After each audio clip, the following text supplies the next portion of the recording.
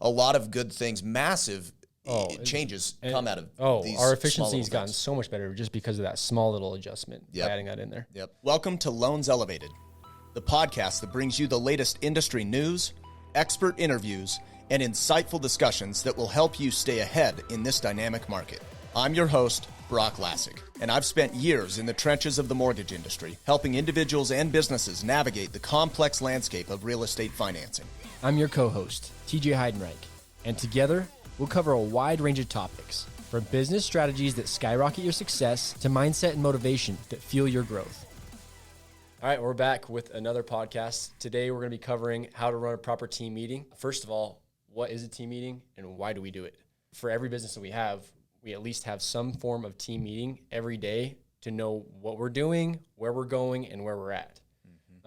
What's the first thing that we need to be aware of in running a proper team meeting? Yeah, it's a good question. So the first thing that we think about is having a firm start and end time. You need a start time so it's consistent and you can create a culture of accountability, and that's important for us from a start time. Now, the end time is really important as well, because if you're not succinct with this information, this can be a meeting that goes on for way, way too long. So we like to cap ours at max 30 minutes, and we hit all of the top KPIs in that 30 minutes. What's a KPI?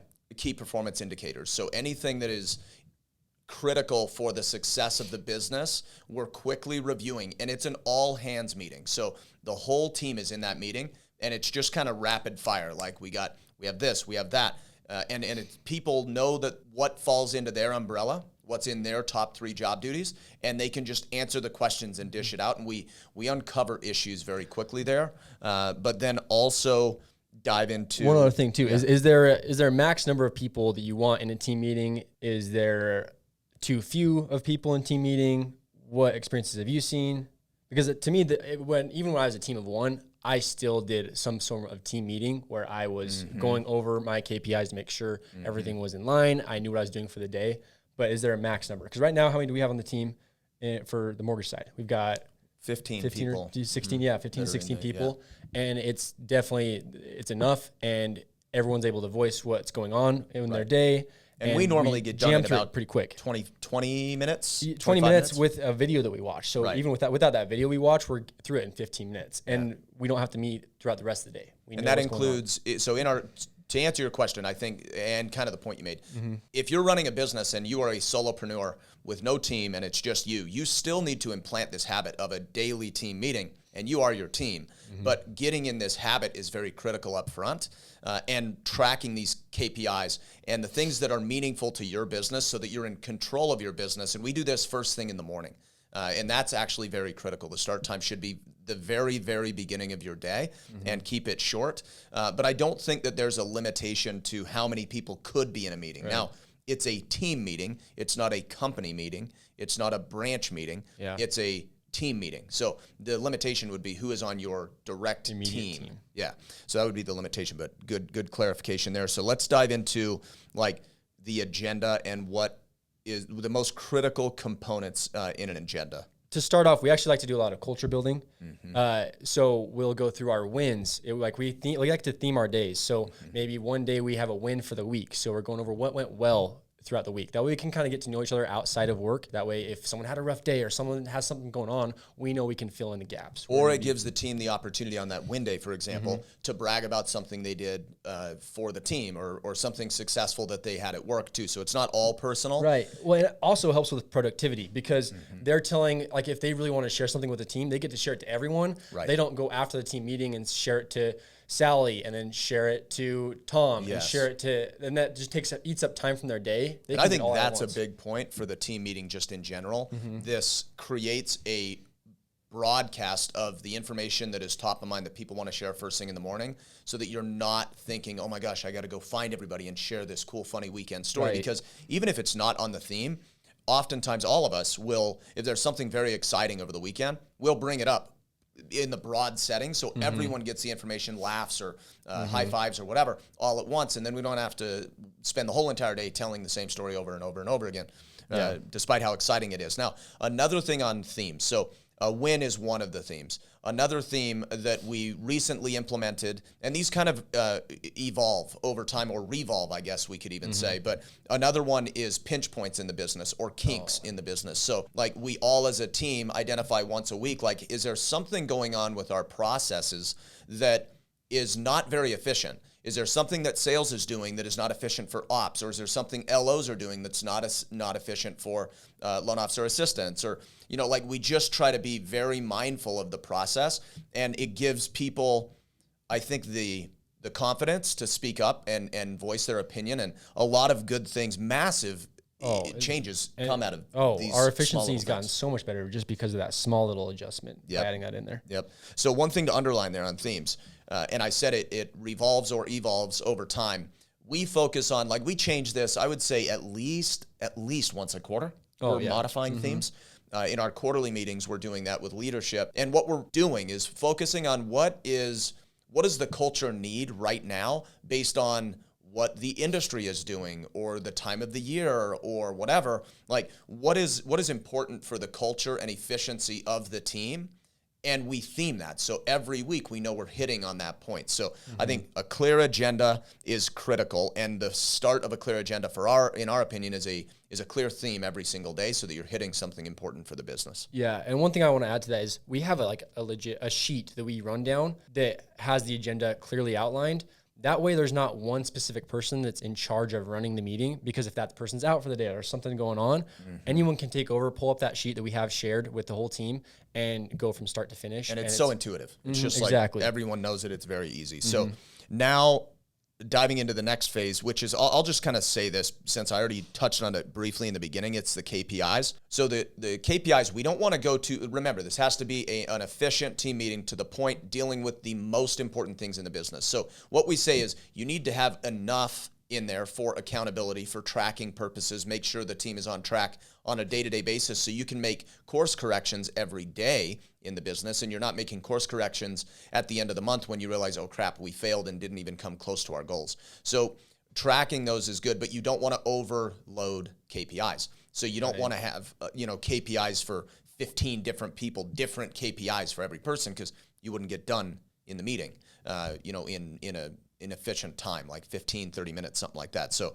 KPIs, now dive into that next topic. Yeah, and next is smoke detectors. So we want to make sure, especially if you're in a business that involves deadlines or just keeping track of analytics or anything that you need to be keeping track of for sales, we've got specific deadlines we need to hit, and we've got names listed if they're within a certain amount of days before those deadlines, or they've been sitting in a certain milestone for X amount of time. We're talking about that to make sure the needle is always moving, to make sure nothing is stagnant and we're being productive with any and all. Or nothing falls through the cracks. So the reason we called these smoke detectors was because in most businesses, and especially in mortgage and real estate, people manage the business by chaos. What is the hottest burning fire? Oh crap, I better attend to that. And then you get that one put out, and it's like, oh, there's another one really hot over here, so I got to attend to that fire. What we did was say, all right, let's identify the smoke before the fire even goes, so that we can stamp the smoke out pretty easily and avoid infernos or fires altogether. It allows us to stay well on top of our pipeline. So identify those things in your business and your team, that it's like, if this is happening, or if this is not done, or if this deadline is not met by this time, and you're being proactive, then there could be a fire that results on that project or that loan or that file. It could be a fire that is avoided by paying attention to this proactive deadline. So an example, so it's not quite as abstract. TJ mentioned this a little bit, but an example is, if we have a loan that is not submitted in for a clear to close at least 7 business days prior to the closing date, that is a smoke detector for us. Now, do we need a clear to close a week before closing to close on time? No way. No way. We could get it 2 days before closing and we could still close on time. But if it's not submitted in for a clear to close a week before closing, that's a smoke detector. It's like, oh crap, there's an alarm going off. This could be an issue, so we need to be paying attention to it and identify, like, are we waiting on something? Do we need to put the gas on right now as opposed to the last hour and create a terrible experience for the client? So and this also helps for bandwidth too. Like if you've got, like in the summer months, we've got people going on vacation, especially in Utah in July, we've got so many holidays, people on vacation all the time. We're able to keep track of, okay, yeah, this is a smoke detector. It's 7 days, not resubmitted. Someone's got to fill in the gap right here and get this submitted into underwriting to make sure we don't have a fire later on. Yep. So that might be one of the most important pieces of this puzzle is the smoke detectors. Of course, culture is important. KPIs are important. All that stuff is critical. Now, the last thing that we have, not the last thing, I guess, but the last thing we have in the broad team agenda before we dive into the next topics is industry news or education or coaching or something. So for us, our responsibility is to care for clients' mortgages, and part of that is making sure they get their rates locked in at the best possible time to get the best possible terms. So for us, we watch a market update every single day that gives us all the information on what is moving the market, what is expected to move the market, when should we lock in, and also a bunch of data so that we can speak intelligently with our clients and help them make decisions in this massive financial transaction they're having in their lives. And we also share that with our industry partners as well, realtors and builders and things. So, and it's important to, like, it's not just our sales team that's watching this, it's our whole team, even the operation side, because it's important for them to know what's going on in the market. That way, if they see a loan that needs to be locked and they need to be in contact with the loan officer, they already know what's going on, and they're able to better serve the client by knowing what's going on with the market. Yep. Strength and understanding the industry as a whole, not just how to do their job. But so industry news, we spend about 5 to 7 minutes every day watching a video, and it's very, very valuable. I'm sure in every industry something like that exists, but spend a few minutes going through something that helps you sharpen and build upon your skill sets and understanding of your industry. So now moving on to number 3, I guess. So number 1, firm start and end time. Number 2, clear agenda. Number 3, Tej, dive into this. This might be our favorite. Yeah, so this is accountability. There's a couple aspects to this. Accountability, number 1 is Tuesday through Thursday, we expect our team members to be in office. So they need to be physically in office for the team meeting. But Monday and Friday, we can have a Zoom call where it can be over video, or if they choose, they can be in office as well. That helps with culture in the middle of the week, having everyone in office so we know what's going on with their lives. But secondly is... And one thing I want to say, that accountability. If they're actually, no matter what, if people are not, our meeting starts at 9 a.m. sharp. So if people are not in the conference room by 8:59, or they're not logged into Microsoft Teams at 8:59, it's 10 push-ups every minute they're late. So at 9 o'clock, it's 10 push-ups. That's when we start. 9:01, 20. 9:03, 30, so on and so forth. So that's one piece of accountability that also goes back to the firm start and end time, but it's kind of creating this culture of accountability for us, but then dive into the other stuff for others. Yeah, so then it turns into also sales accountability, because on the sales side, we want to make sure we're all putting the same amount of output every single day to move the needle in our business. So every day, all of our loan officers have to report the number of outbound dials they made, talk tos they've had, so the amount of people they've talked to, the number of leads they got, the number of pre-approvals they got and or loan applications, and the number of contracts they received of people under contract.